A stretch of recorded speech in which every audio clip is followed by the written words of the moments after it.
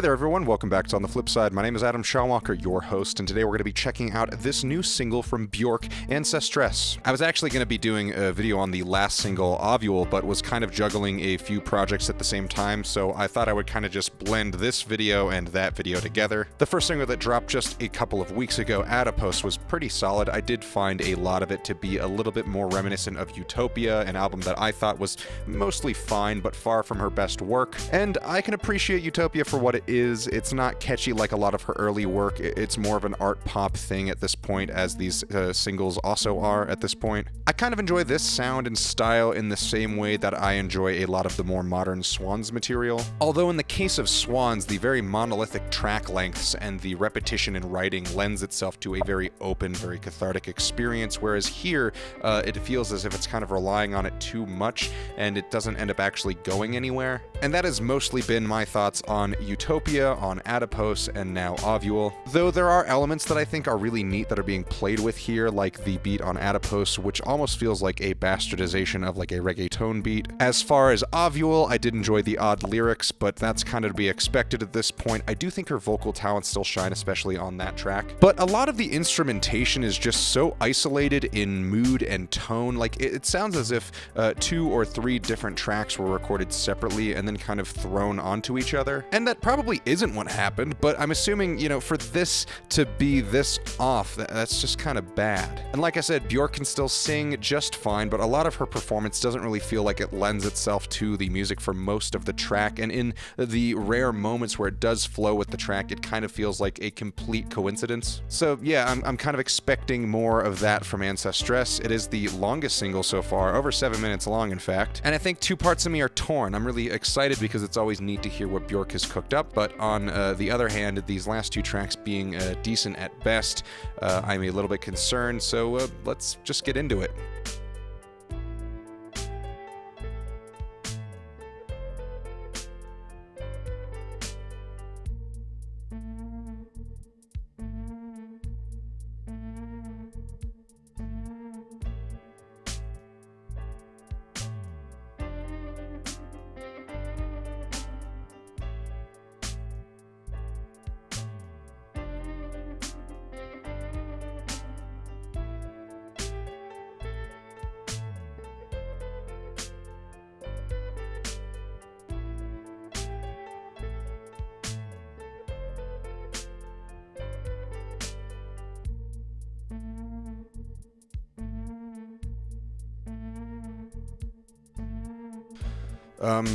Neat.